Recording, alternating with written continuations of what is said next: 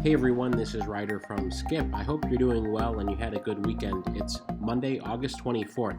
I have a very quick video update on the stimulus, the latest news there, and the latest on the USPS funding bill that was passed in the House over the weekend. I'm going to talk about that and what that means. I'm also going to share quick updates on funding for small businesses. But the most important news is on the stimulus that we're still waiting for. It's been 100 days since the House passed the HEROES Act, and we're still waiting for something else.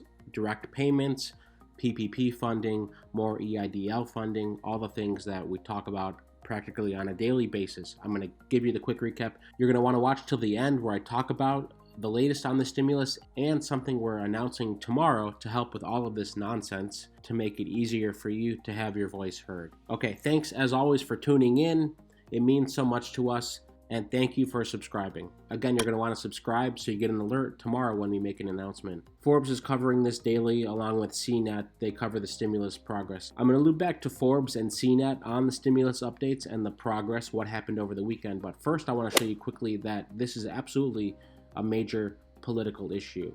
The stories are already starting, who's better for stimulus checks, Trump or Biden. This came out in Business Insider over the weekend. If Joe Biden was elected, here's his economic plan. He would consider another round of stimulus checks.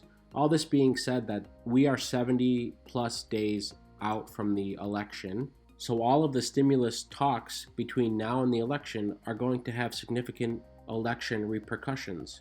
This will determine what gets passed and what doesn't get passed. Plus, after the election, whoever wins, whatever happens there is going to have a major impact on any future stimulus packages and help for the American people, help for you, and help for your businesses. The USPS bill was passed over the weekend. They passed $25 billion to boost Postal Service.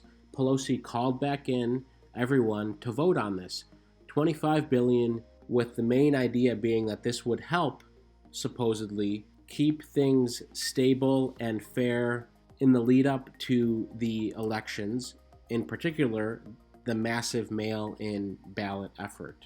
Now, much of this started when the Postmaster General, Louis DeJoy, who is close with Trump, said he would make some changes prior to the election, and Democrats got worried that that would mean negative effects for voters, potentially. So they said, we need to give the post office more funding, and we need to make some rules so they can't make changes in the lead up to the election. Okay, that's all well and good. The criticism has been two things. One, that the House bill would actually hurt efforts to improve service because of some of the restrictions in the bill. So here's a statement from the post office. We are concerned that some of the requirements of the bill, while well-meaning, will constrain the ability of the Postal Service to make operational changes that will improve efficiency, reduce costs, and ultimately improve service to the American people. So they also say, we reiterate that the Postal Service is fully capable and committed to delivering the nation's election mail.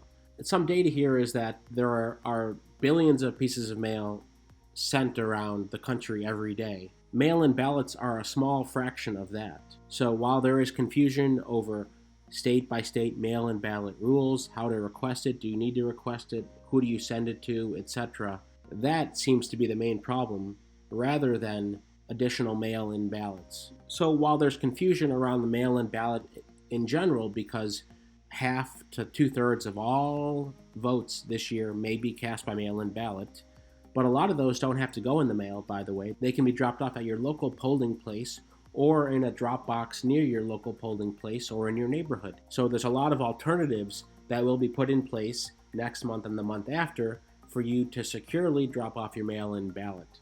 The second criticism related to that is this is not the high priority. The high priority should be back to the stimulus, small business funding, unemployment funding, rental assistance, and school funding. Those items are what's in the stimulus bill, and this $25 billion deal that Congress rushed back for, the criticism is this doesn't actually solve a problem that exists, which is too bad. I'm always critical of when people focus on the wrong thing. We have so many problems that are so clear and so apparent right now. And I'm not saying this isn't a problem, but I'm saying when you decide to focus on something smaller, you have to wonder, okay, well, are we just ignoring the major problems that exist? Why don't we get back to the real issue here? The real issue being the stimulus. I'm going to talk about that briefly. So back to Forbes. Sorry, America, but the second stimulus check may not happen after all. Again, You can pick your headline depending on the day. Some days you're like, here's why the stimulus will happen, and the next day it's here's why the stimulus checks won't happen. It's so much back and forth, and of course it's frustrating to just follow the noise every single day. We were really hopeful that on July 31st there would be something. That's when the unemployment boost expired, so that's what we were hopeful for. That's over 2 weeks ago now. And as more time passes, things just don't look that good. Congress continues to fight. Now, the question remains if, as the election approaches, Trump and McConnell agree that, yes, we need to pass stimulus checks, let's get a boost in the polls, we should try to pass this. But then Pelosi and the Democrats could then turn around and say, oh, we see what's going on, let's not pass it, let's wait till after the election. That's what's going to happen, I believe, that people are going to say, let's wait till after the election. They don't want to take any chances. That's terrible news for all of us, having to wait several months for more benefits. The reasons we need to pass this now are still as strong as ever. I agree with this. I agree with Forbes' take here. Unemployment, still 28 million people in this country that are on unemployment and need a boost. Housing, still millions of people struggling to pay rent or a mortgage. COVID cases, while declining slightly, are still a massive problem. Here are the latest numbers. Okay, we see the trends going down. Right now, the 7-day rolling average on cases is about where we were end of June.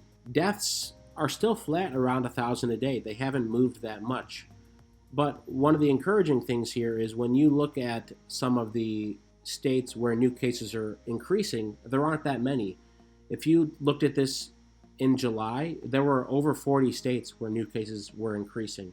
Now it's not that many. So most have flattened or decreased.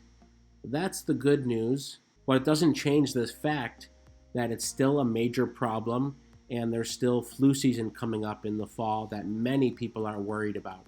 It's summer, people are outside. What happens when it turns colder and more people have to be inside? What happens to those businesses? What happens to those individuals? Here's what Nancy Pelosi said on Saturday, that the $25 billion bill was an attempt to hold DeJoy to his commitment to deliver ballots after his ambiguous testimony. Again, the problem doesn't seem so much the ability to deliver, it's more the clarity for people depending on the state that you're in.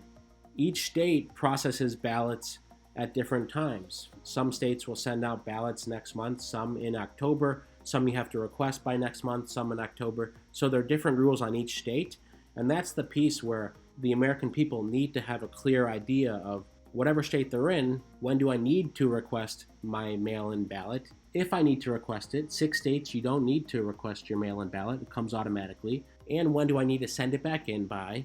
And when does my state start processing results? That's also another piece as well.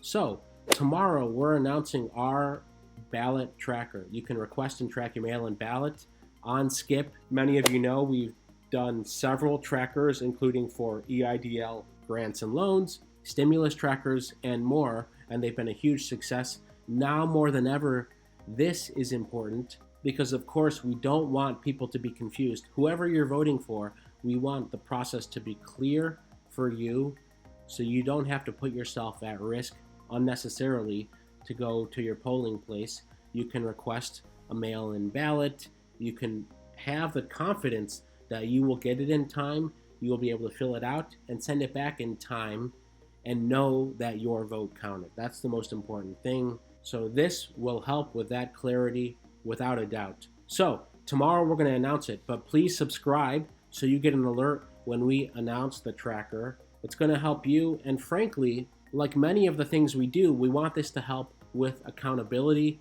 We want this to help push through the things that you need, whether that's EIDL funding, stimulus checks, PPP funding, unemployment boost, rental assistance, or something else. This election is going to have huge implications on the COVID response in the coming several months and years, and all of this will be necessary to how we as a country rebound from the depression that we're in.